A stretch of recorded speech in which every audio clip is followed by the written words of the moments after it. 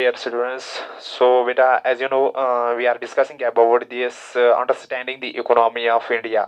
So first of all, I discuss with you that is the economic activities जिनसे हमारी economy generate होती है वो जनरली हमारे तीन ऐसे प्रोसेस है जहाँ से हमारी कंट्री या हमारी किसी पर्सन की इकोनॉमी जनरेट होती है या वो अपनी इकोनॉमी को जनरेट कर रहा है बेटा प्राइमरी सेक्टर में काम करके या सेकेंडरी सेक्टर में या टेरिशरी सेक्टर में। तो उन तीनों से हमारी इकोनॉमी जनरेट होती है हमारी कंट्री की या उस पर्सन की। तो then after I discuss with you the GDP that is mean gross domestic production. GDP क्या होता है कंट्री का?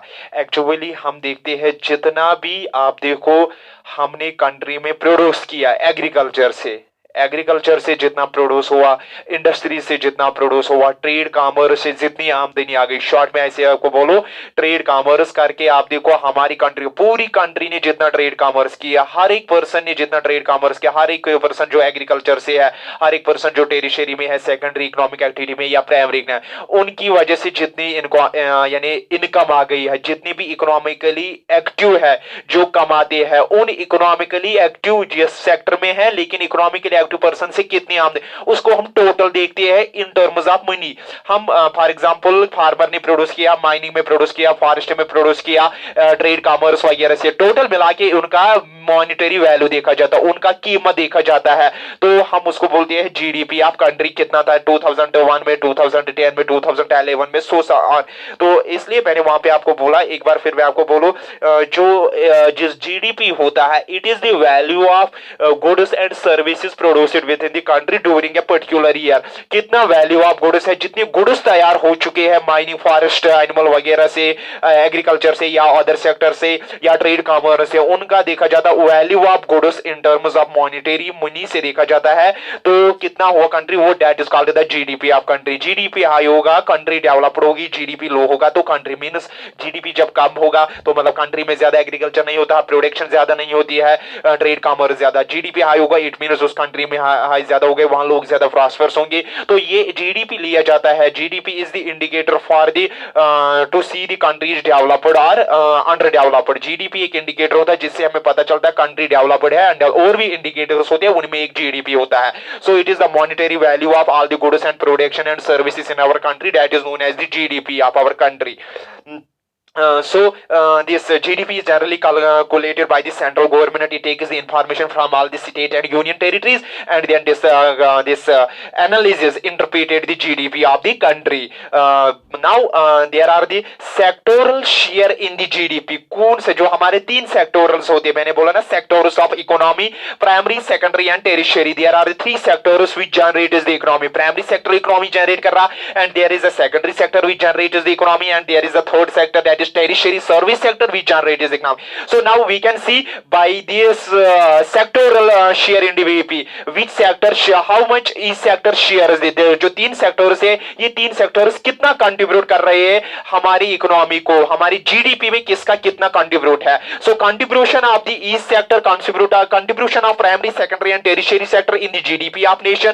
सो जो हम यहाँ पे मैं इंफॉर्मेशन आपको प्रोवाइड करूंगा, this information is provided by the central statistical organisation CSO.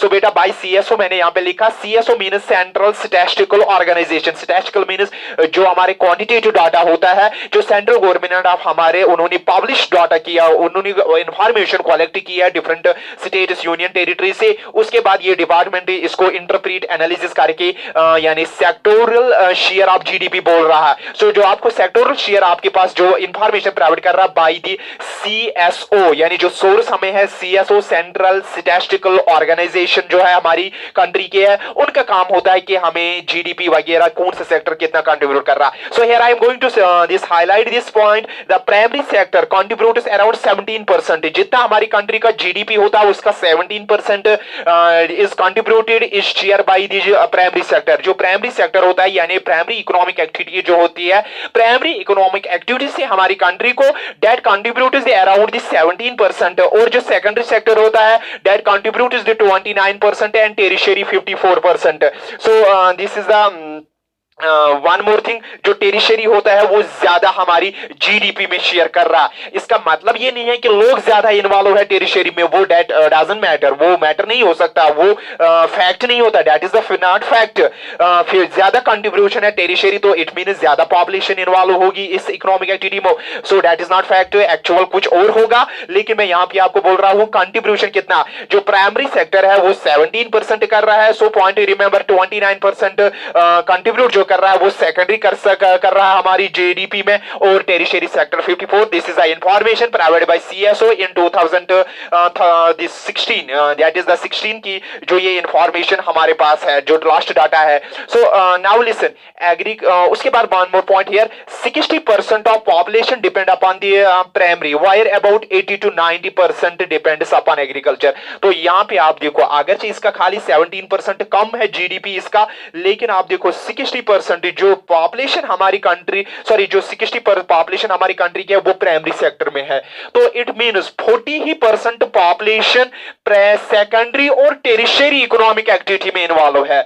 हमारे यहाँ जो इकोनॉमिकली एक्टिव पीपल है, the economically active this population जो है, उसमें अगर हम देखेंगे उसमें 60% जो पॉपुलेशन है that is involve in the primary this economic activity, और रेस्ट जो पॉपुलेशन है 40% वो इन दो इकोनॉमिक यानी सेकेंडरी और टेरिशरी में है। तो यहाँ पे आपको पॉइंट रिमेंबर करना है, 60% ज्यादा मेजर पॉपुलेशन जो है वो प्राइमरी सेक्टर में है, दो कंट्रीब्यूशन इज लो, क्योंकि इसमें प्रोडक्शन काम होती है, क्योंकि गुड़ को जो गुड्स होते हैं उनको वैल्यू ऐड किया जाता है, उनको कॉस्ट आता है मैन्युफैक्चरिंग के बाद।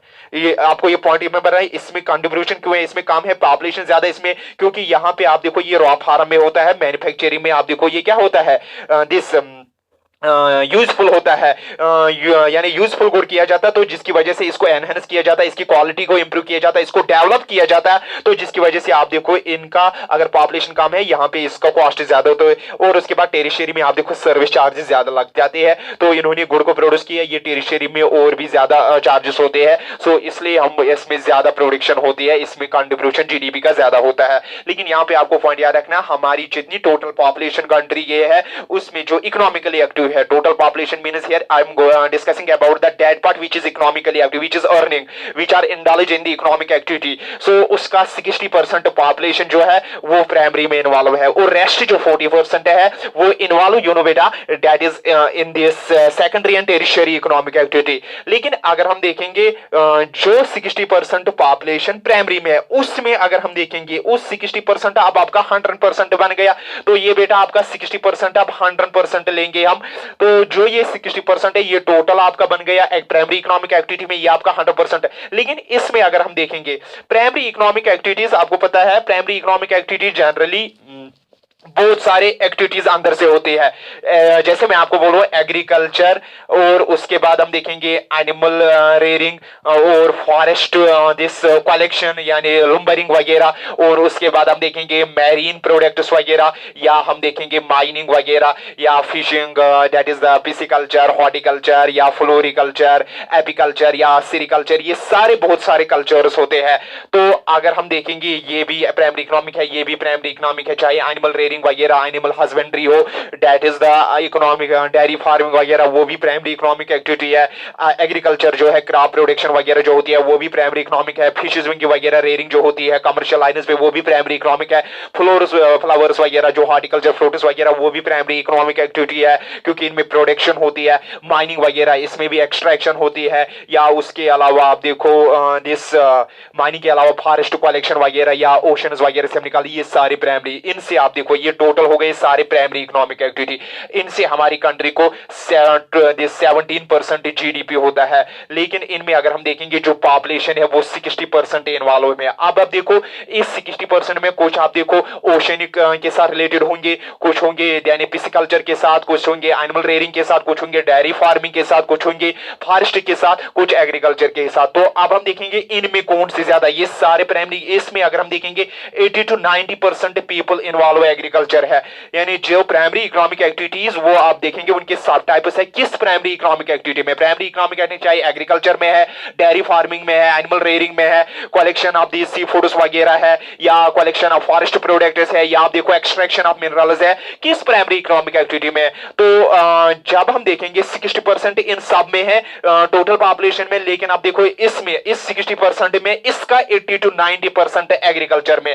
बाकी जो आपको आप देखो दिस 10 to 20% जो बच गया वो आप देखो इन अदर में है, यानी माइनिंग में है, या एनिमल डेयरी फार्मिंग में है, या उसके अलावा कलेक्शन ऑफ सी फूड्स या कलेक्शन ऑफ फॉरेस्ट प्रोडक्ट्स है। तो बेटा यही मैंने यहाँ पे लिखा, wire about 60% population depend upon primary activity. जो हमारी टोटल पॉपुलेशन है उसमें 60% रेस्ट दो इकोनॉमिक एक्टिविटीज में है, लेकिन इस 60% में आप देखो कुछ यानी फॉरेस्ट प्रोडक्ट कर रहे हैं, कुछ माइनिंग कर रहे हैं, कुछ एग्रीकल्चर, ये सारे हैं, लेकिन इनमें आप देखो 80 to 90% एग्रीकल्चर में है। इसमें भी इन 60 में आप देखो 80 to 90%, जो 60 है उसका 80 to 90% पॉपुलेशन किसमें, एग्रीकल्चर में।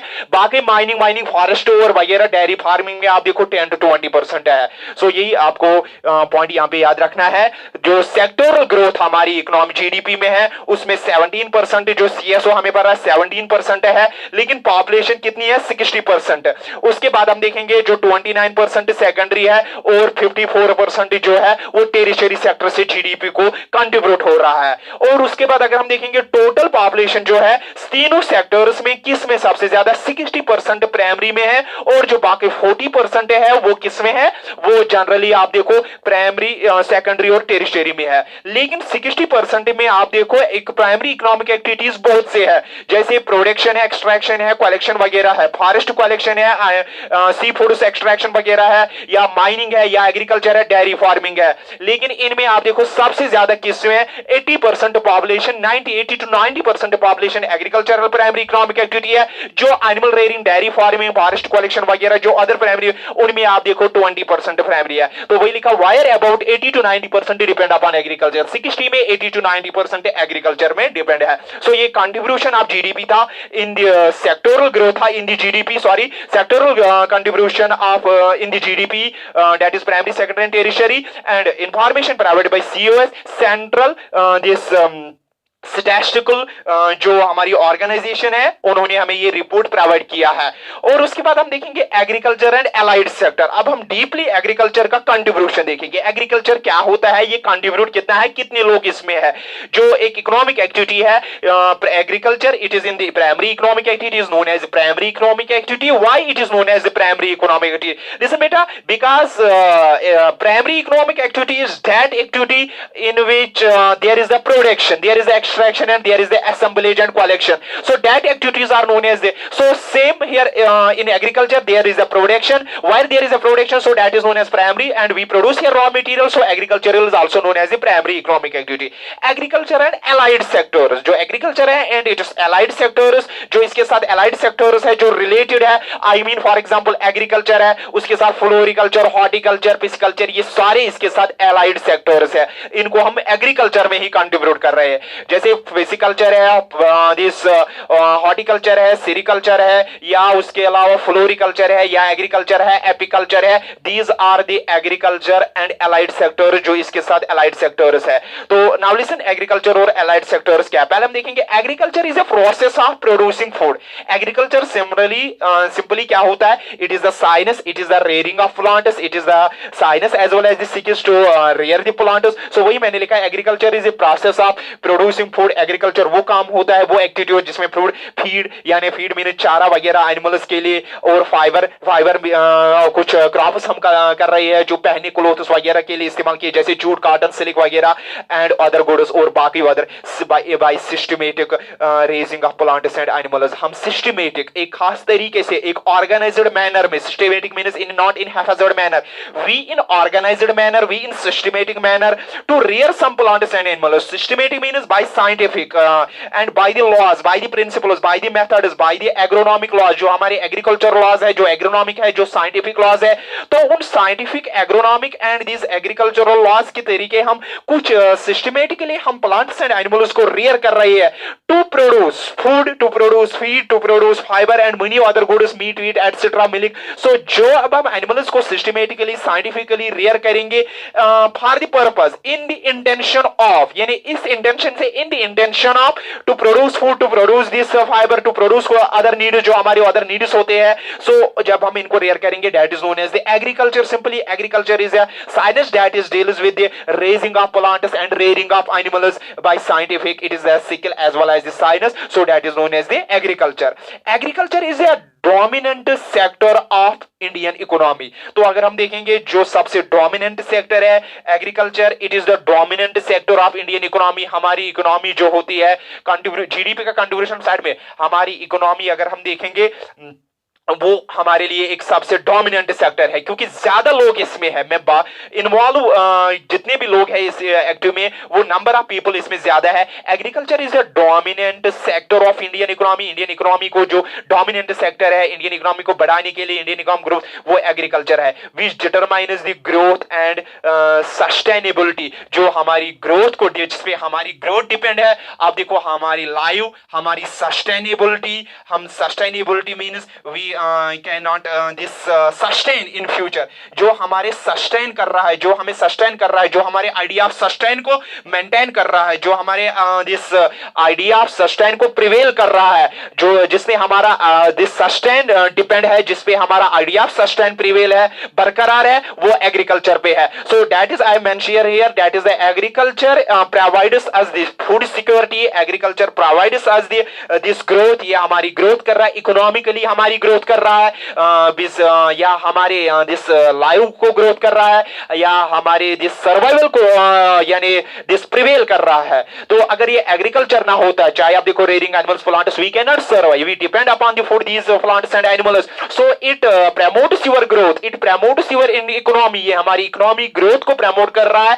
And beyond of this it sustains you, the idea of sustain on the earth is because of agriculture. If there is a good agriculture, if there is a good production, if there is a soils and water available and there is wood, we can sustain. If there is a shortage of food, we cannot sustain. So animals, plants वगैरह, because of food chain, because of ecological balance, because of food chain dependent food web, so on this agriculture. So agriculture promotes our economy. Agriculture is a dominant center in Indian economy and it is a contributor of this GDP and also major portion of population depends upon this agriculture. And I can say dominant sector होने के बावजूद आप देखो ये हमारी growth को promote कर रहा है, हमारी लाइफ को सक्सेसफुल बना रहा है, हमारी डेवलपमेंट को सक्सेसफुल बना रहा है और हमारी यहाँ सर्वाइवल को प्रिवेल रख रहा है। About 65% of population still relies on agriculture for employment and livelihood in 2011 data, जो हमारी कंट्री में अभी भी डाटा अवेलेबल है। अगर हम देखेंगे जो स्टैटिस्टिकल डाटा हमारे पास अवेलेबल है, 65% पॉपुलेशन जो है वो still depend upon agriculture. Employment उनको एग्रीकल्चर से मिल रहा है, क्योंकि जो हमारी अर्निंग हो रही है, लाइवलीहुड हो रहा है, so that is because of agriculture. जो हमारा हम रोजगार कमा रहे हैं, लाइवलीहुड हमारा ये जो हम सस्टेन कर रहे हैं, वो हम एग्रीकल्चर से कर रहे हैं। कितने परसेंट पॉपुलेशन, जो इंडिया की मैं बात कर रहा हूं, इंडिया में हम देखेंगे 65, वही मैंने लिखा यहाँ पे 60%, दैट इज आल्सो सेम 60%। आप देखो या 65% पॉपुलेशन लिखा जाता है डिपेंड अपॉन प्राइमरी, लेकिन हम देखेंगे जो एग्रीकल्चर होता है 65% पॉपुलेशन को एम्प्लॉयमेंट एग्रीकल्चर। बाकी जो रेस्ट आप देखो 30 to 40%, 35 to 40% है, उनको प्राइमरी और सेकेंडरी वो अदर सोर्सेज से है, लेकिन एग्रीकल्चर हमें 65% पॉपुलेशन को प्रोवाइड कर रहा है। This helps to provide income, food security along with employment in rural areas. ये खासकर हमारे रूरल एरियाज में, अर्बन एरियाज को आप देखो, अर्बन एरियाज में मैन्युफैक्चरिंग और टेरिशरी इकोनॉमी के जो रूरल एरियाज हमारे होते हैं, वहां पे ये हमें प्रोवाइड कर रहा है, फूड सिक्योरिटी कर रहा है, एम्प्लॉयमेंट प्रोवाइड कर रहा है इन रूरल एरियाज, यानी पर्टिकुलरली इन रूरल एरियाज की मैं बात कर रहा हूँ। हेल्प्स टू प्रोवाइड इनकम, हमें इनकम इनसे होती है, हमारा लाइवलीहुड इसी पे डिपेंड, हम एग्रीकल्चर के अपना रोजगार कमा रहे हैं, फूड कमा रहे हैं, फूड सिक्योरिटी हमें मिल रही है इस एग्रीकल्चर से। जो हमें फूड की जरूरत होती है, ये उस नीड को कैटर कर रही है। और उसके अलावा हम देखेंगे जो यहाँ पे हम देखेंगे agriculture is one of the most important, यानी एक बहुत ही इम्पॉर्टेंट हमारे यहाँ कंट्री का ये देखेंगे ये बहुत ही इम्पॉर्टेंट सोर्स है, बहुत ही इकोनॉमी के लिए और लाइवलीहुड के लिए। और the green revolution transformed India from a food deficient cities to the surplus food market. और खासकर हम बात करेंगे 1965 जो हमारे हम देखेंगे दिस स्वामीनाथन यहाँ हम देखेंगे उसकी बात करेंगे, जिसने यहाँ पे आप देखो father of green revolution in India माना जाता है। तो due to this green revolution, due to enhance in crop production, due to enhance in yield and this agriculture makes the India from the food deficient to food plus surplus, यानी India को बना दिया यानी एक deficient of food में जो था 1965 से पहले। सो यही is due to this GR green revolution की वजह से हम देखेंगे India becomes the exporter, it removes the poverty, it removes the unemployment, it removes the hungerness and starvation।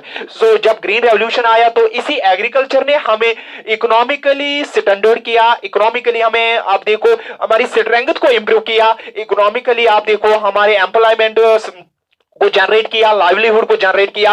और more this we can say that is the it is because of this agriculture we can say India becomes the exporter from a deficit. जहां India को कल तक आप देखो भूख और प्यास से मर रहे थे, स्टारवेशन में थे, तभी तो आज देखो ये इंडिया हम देखेंगे आज बिकॉज ऑफ दिस एग्रीकल्चर, यानी एग्रीकल्चर ने हमारे इंडिया को आप देखो एक्सपोर्टर बनाया, एग्रीकल्चर ने हमें आप देखो डेवलप किया है, एग्रीकल्चर ने हमारी कंट्री को आप देखो स्टारवेशन और हंगरनेस से बचाया और सरप्लस डेफिसिट फूड से आप देखो हमें एक्सपोर्टर बनाया। और हम यहाँ पे आप देखें it brings the prosperity in the country, इसी की वजह से आप देखो हमारी कंट्री में आप देखो प्रॉस्पेरिटी आ गई है। सो ये ग्रीन रेवोल्यूशन का जब food green revolution means the increase in the food production, जब फूड प्रोडक्शन इंक्रीज हो गई with the use of HYV high yield variety seeds and with the use of fertilisers, pesticides and insecticides. So due to these pesticides, insecticides and pesticides, the crop production is more, and due to use of these fertilizers the crop production is 2 to 3 times increase, particularly in rice and wheat। so because of this India becomes a from food deficient to food